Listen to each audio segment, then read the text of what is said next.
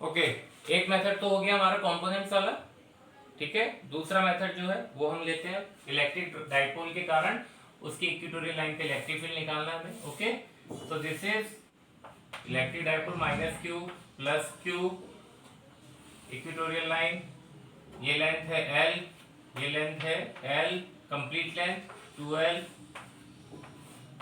Okay, this is our observation point P। इस plus Q charge के कारण electric field कितना बन रहा था यहाँ पे, E प्लस क्यू, और नेगेटिव चार्ज के कारण E माइनस क्यू। ओके, दोनों की लेंथ हमने सेम लेनी है क्योंकि दोनों का मैग्नीट्यूड कितना था, सेम था। Minus Q is equal to E plus Q, कितना था 1/4 pi epsilon nought Q upon R plus square plus L square. Okay, R square plus L square under, this is R. Okay, तो component वाला method तो हो गया। उसके अंदर हमने क्या करा था, इन दोनों वेक्टर्स को इनके कंपोनेंट से ब्रेक करके फिर उसमें साइन थीटा वाले को कैंसिल कर दिया, cos थीटा वालों को ऐड अप कर दिया। ये दूसरा तरीका बता रहा हूं मैं जिसके अंदर हम इसको डायरेक्ट करेंगे, इनको इनके कंपोनेंट से ब्रेक नहीं करेंगे। ओके, तो अगर हमें इन दोनों वेक्टर्स का रिजल्टेंट वेक्टर निकालना है तो हमारे पास लॉ ऑफ पैरेललोग्राम है, उसके अकॉर्डिंग फॉर्मूला क्या होता है देखो, E P is equal to plus Q charge minus Q charge, इसका मैग्नीट्यूड निकालना है तो फॉर्मूला क्या है हमारे पास, अंडर रूट प्लस क्यू का स्क्वायर माइनस क्यू का square plus 2e plus Q minus Q and cos theta. What is theta, theta इन दोनों वेक्टर्स के बीच का एंगल कितना है यहाँ पे। तो सपोज ये वाला एंगल हम नाम दे देते हैं कुछ भी, इसको मान लेते हैं सपोज अल्फा। ओके, ये अल्फा एंगल हो गया, ये alpha, this is also alpha, ये दोनों इनर एंगल है और ये एक्सटीरियर एंगल है। तो देखो ये वाला एंगल कितना हो जाएगा, 2 अल्फा। ओके, तो इन दोनों वेक्टर्स के बीच में एंगल कितना है, अल्फा, 2 अल्फा। तो थीटा की वैल्यू कितनी है यहाँ पे, 2 अल्फा। तो under root E plus Q का स्क्वायर, हम चाहे तो E plus Q minus Q की जगह सिंपल हम E भी यूज में ले सकते हैं क्योंकि हमें पता है कि दोनों का मैग्नीट्यूड कैसा है, सेम है। तो दोनों का मैग्नीट्यूड सेम है और इसको हम क्या नाम दे देते हैं, E। Okay, so this is E। तो हम लिख सकते हैं E square plus E square plus 2E into E cos 2 alpha. Okay, so this will be E square plus E square 2E square plus E into E square cos 2 alpha. cos 2 alpha, cos 2 alpha को हम क्या लिख सकते हैं, cos square alpha minus sine square alpha. Okay, we can write now. इसमें क्या चीज common आ रही है, तो देखिए इसमें ई स्क्वायर कॉमन आ रहा है तो ई स्क्वायर को बाहर ले लेते हैं। ई स्क्वायर को जब बाहर लेंगे तो अंडर रूट से बाहर होते ही वो क्या बन जाएगा, ई बन जाएगा। अंदर क्या रह गया, अंदर रह गया हमारे पास 2 plus 2 cos square alpha minus 2 sign square alpha. Okay, अब यहाँ पे हमें थोड़ी सी ट्रिक लगानी है। क्या लगानी है, देखो 2 की जगह पे हम क्या लिख सकते हैं, sign square theta plus cos square theta किसके इक्वल होता है, 1 के इक्वल होता है। तो हम यहाँ लिख सकते हैं 2 की जगह पे 2 कॉस स्क्वायर थीटा यानी cos square alpha plus 2 sign square alpha. Okay, ये हमने 2 की जगह पे लिख दिया यहाँ पे, और ऑलरेडी क्या लिखा हुआ है, 2 cos square alpha minus 2 sign square alpha. Okay, तो 2 sin स्क्वायर अल्फा से 2 sin स्क्वायर अल्फा कैंसिल हो गया, अंदर क्या आया 2 cos square alpha plus 2 cos square alpha, यानी कितना हो गया 4 cos square alpha. 4 cos square alpha को जब आप अंडर रूट से बाहर निकालेंगे तो that will be 2 cos alpha. Okay, तो हमारे पास मैग्नीट्यूड कितना आएगा 2 cos अल्फा, और ऑलरेडी क्या है बाहर e, तो क्या आ जाएगा 2e cos अल्फा। ओके, वापिस से वही हमें p की टर्म में चाहिए, डायपोल मोमेंट की टर्म में चाहिए, तो 2 इंटू ई की वैल्यू रख देते हैं यहाँ से 1/4 pi epsilon naught q upon R square plus L square. Okay, into cos alpha की वैल्यू रख देते हैं यहाँ से, कितनी होगी l upon R square plus L square under root में यानी 1/2 की पावर। ओके, तो ये कंप्लीट टर्म देख लीजिए एक बार, क्या बन जाएगा ये E P is equal to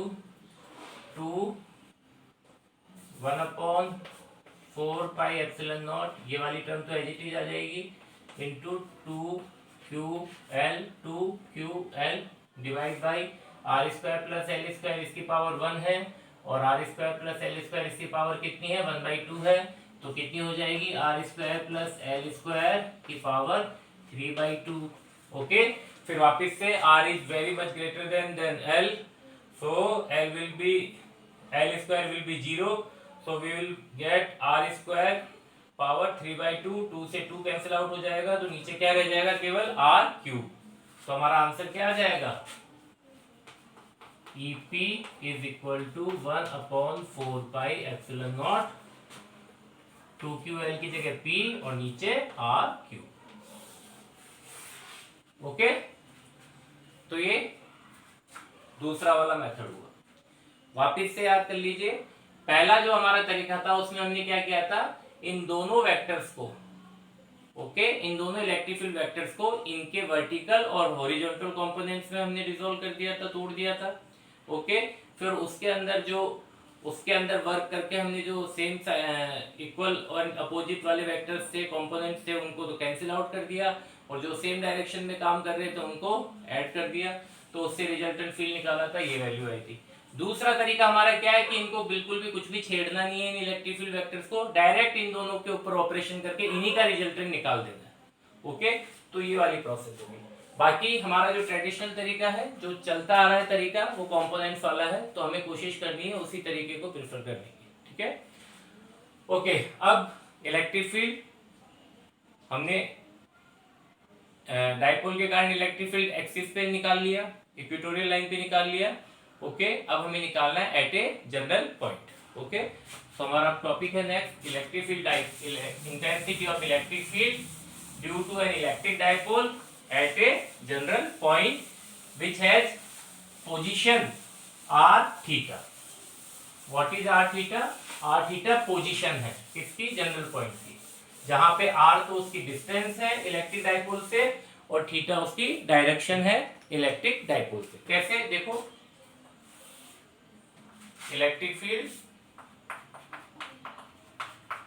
eight a general point, ये हमारा जनरल फॉर्मूला है।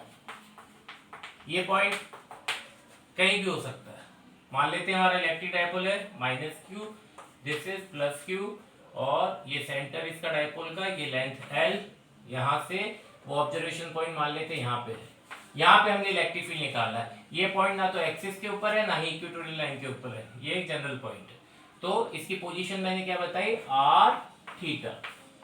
ओके, तो r क्या है इसकी? सेंटर से डिस्टेंस वेक्टर बोल सकते हैं। इसकी पोजीशन है, ये डायरेक्शन पोजीशन है इस डायरेक्शन में, और थीटा क्या है? इसकी डायरेक्शन, डाइपोल मोमेंट के साथ में इसका एंगल। ओके, तो डाइपोल मोमेंट के साथ में ये कितना ऊपर है? थीटा एंगल पे। ओके, अब इस पॉइंट पे हमें इलेक्ट्रिक फील्ड निकालना है। तो देखो, डाइपोल मोमेंट एक वेक्टर क्वांटिटी है। इस डाइपोल मोमेंट के हम दो कंपोनेंट बनाएंगे, एक इसकी डायरेक्शन में, इसकी ऑब्जर्वेशन पॉइंट की डायरेक्शन में, और एक इसके परपेंडिकुलर। तो इसके डायरेक्शन में जो कंपोनेंट बनेगा डाइपोल मोमेंट का, वो कितना होगा? p cos theta. क्योंकि थीटा अटैच है इसके साथ, और इसके परपेंडिकुलर जो होगा वो कितना होगा, पी साइन थीटा। ओके, तो डायपोल मोमेंट को हमने इसके दो कंपोनेंट्स में कन्वर्ट कर दिया, एक पी कॉस थीटा में और एक पी साइन थीटा में। अब यहाँ पे हमें इलेक्ट्रिक फील्ड निकालना है, तो उसका तरीका देखिए, एक पी कॉस थीटा के कारण ये इलेक्ट्रिक फील्ड बनेगा और एक पी साइन थीटा के कारण बनेगा, यानी एक इस पी कॉस थीटा वाले डायपोल के कारण बनेगा इलेक्ट्रिक फील्ड और पी साइन थीटा के कारण इलेक्ट्रिक फील्ड बनेगा। ये जो पॉइंट है P cos theta dipole moment के रेस्पेक्ट में कहां पर है, इसके एक्सिस पे, तो इसके कारण जो इलेक्ट्रिक फील्ड बनेगा वो किस डायरेक्शन में होगा, अलोंग द एक्सिस। मान लेते हैं ये इलेक्ट्रिक फील्ड कैसा है, किसके कारण है, पी कॉस थीटा के कारण है, इसी की डायरेक्शन में। तो ये आर के पैरेलल है ना, तो इसको पैरेलल नाम दे देते हैं। ओके, और जो इस डायरेक्शन के परपेंडिकुलर बनेगा किसके कारण, इस डायपोल मोमेंट के कारण। ओके, तो इस डायपोल मोमेंट के कारण इस लोकेशन पे जो इलेक्ट्रिक फील्ड बनेगा वो कैसा बनेगा, परपेंडिकुलर। ये इसको नाम दे देते हैं E perpendicular. P sine theta के कारण परपेंडिकुलर क्यों बन रहा है, क्योंकि ऑब्जर्वेशन पॉइंट की जो डिस्टेंस है, जो डायरेक्शन है, वो पी साइन थीटा के साथ कितना एंगल बनाती है, 90 डिग्री। यानी ये एक तरह से पी साइन थीटा के लिए इक्वेटोरियल लाइन का काम कर रही है। अगर ये इक्वेटोरियल लाइन का काम कर रही है पी साइन थीटा के लिए, इस वाले डायपोल के लिए, तो ये डायपोल यहाँ पे इलेक्ट्रिक फील्ड कैसा बनाएगा, इस तरह से बनाएगा, परपेंडिकुलर।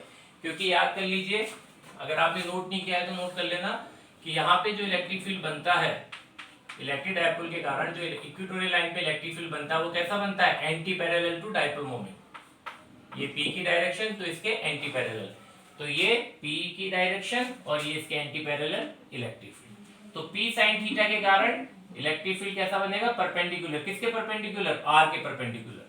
और पी कॉस थीटा के कारण इस पे इलेक्ट्रिक फील्ड कैसा बनेगा, पैरेलल, आर के पैरेलल। ओके, अब इन दोनों का रिजल्टेंट इलेक्ट्रिक फील्ड निकालना है हमें। तो इसके लिए देखिए वापस से इन दोनों वेक्टर्स के ऊपर वर्क करते हैं। इन दोनों वेक्टर्स के बीच का एंगल कितना है, 90 डिग्री। ओके, तो देखिए E P is equal to E perpendicular plus E parallel. Okay, E perpendicular यानी electric field due to dipole P cos theta in the direction of R vector। और sorry, ये E parallel की definition है, और E perpendicular electric field due to P sine theta, और ये कैसा है, perpendicular to R vector. Okay, तो इनकी वैल्यू रख देते हैं। इन दोनों के बीच का एंगल कितना है, 90 डिग्री। तो अगर इसका मैग्नीट्यूड निकालेंगे तो वही कितना आएगा निकल के, इसका स्क्वायर प्लस इसका square plus 2e perpendicular e parallel cos theta, theta कितना 90, तो cos 90 कितना होता है, 0 होता है। तो अंडर रूट में हमारे पास क्या रह जाएगा, इसका स्क्वायर प्लस इसका स्क्वायर, तो अंडर रूट में इलेक्ट्रिक फील्ड परपेंडिकुलर ये वाला, इसका स्क्वायर प्लस पैरेलल इसका स्क्वायर। ओके, अब इनकी वैल्यूज रख देते हैं यहाँ पे। तो देखिए इलेक्ट्रिक फील्ड, ये वाला इलेक्ट्रिक फील्ड कौन बना रहा है, ये वाला डायपोल। तो P साइन थीटा के लिए ये इलेक्ट्रिक फील्ड कहां बन रहा है, इसकी इक्वेटोरियल लाइन पे। तो हमें इक्वेटोरियल वाला फॉर्मूला यूज में लेना है। यहाँ पे कितना होता है, 1/4 pi epsilon not P upon R cube. तो P की जगह यहाँ पे क्या आ जाएगा, P साइन थीटा। P का काम कौन कर रहा है अब, P sine theta upon R cube.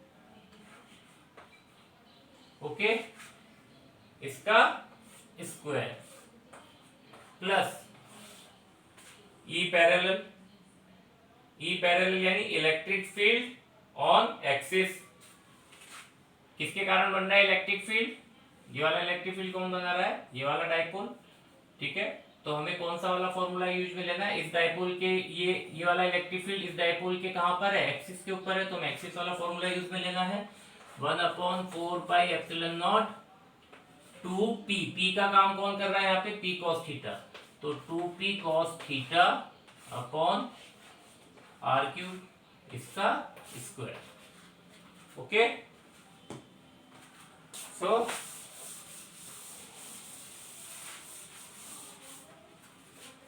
आगे करते हैं कैलकुलेशन।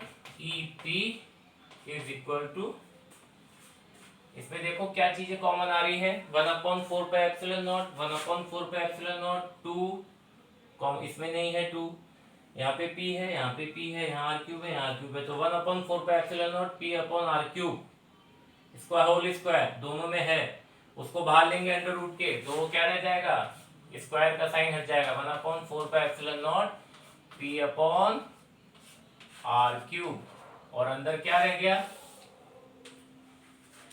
अंदर इधर रह जाएगा sine square theta plus 4 cos square theta. Okay, now 1/4πε0 p upon r cube, sine square theta can be written as 1 minus cos square theta plus 4 cos square theta। Okay, तो this will be 1/4πε0 p upon r cube under root में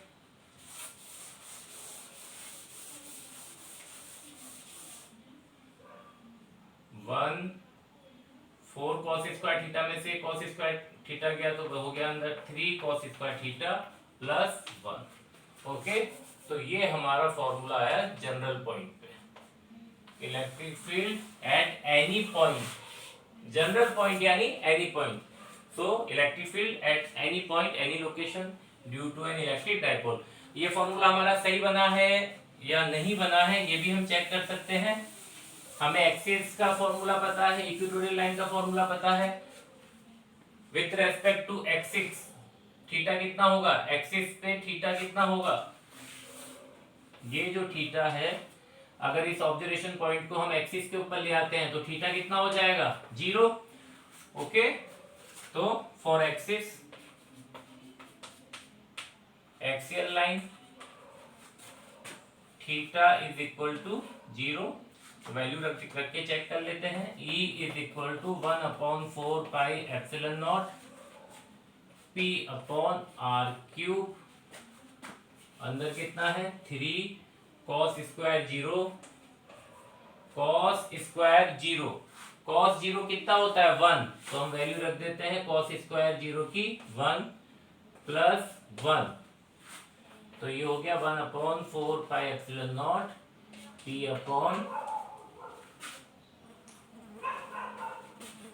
p upon r cube, 3 plus 1 कितना होता है 4, under root का 4 कितना हो गया 2, so this is 2p upon r।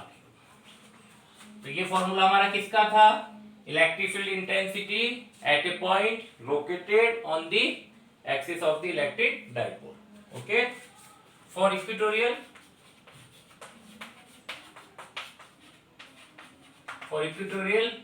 Theta will be 90 degree. अगर ऑब्जर्वेशन पॉइंट P को इक्वेटोरियल पे लेके जाएंगे तो थीटा कितना हो जाएगा, ये कितना हो जाएगा 90 डिग्री हो जाएगा।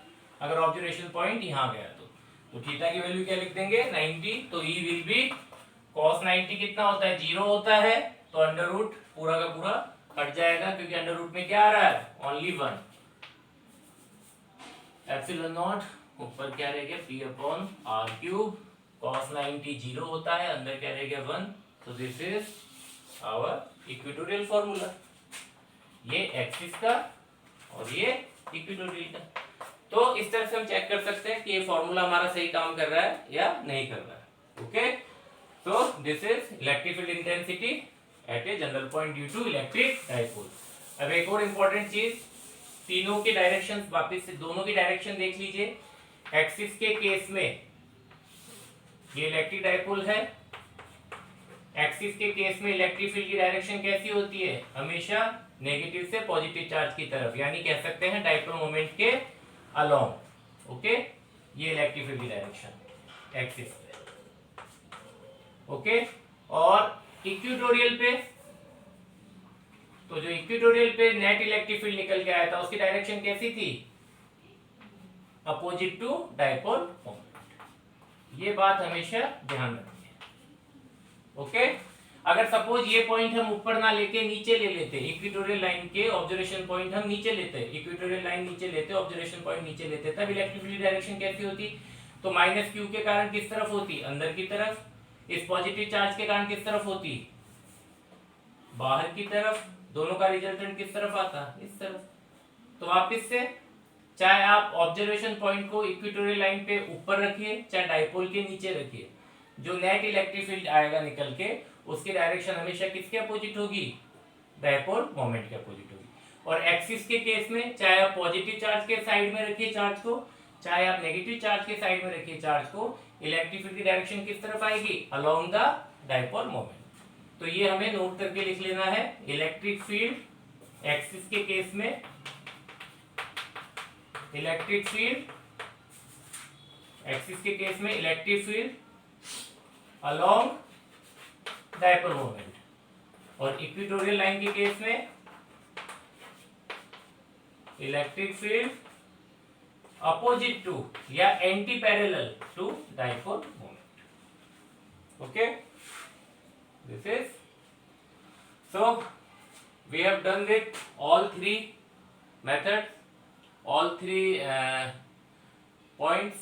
First, electric field on axis, second electric field on equatorial line, and third one is electric field on any general point. Okay, तो अब इसके बाद है टॉर्क, उसको हम नेक्स्ट वीडियो में देखते हैं।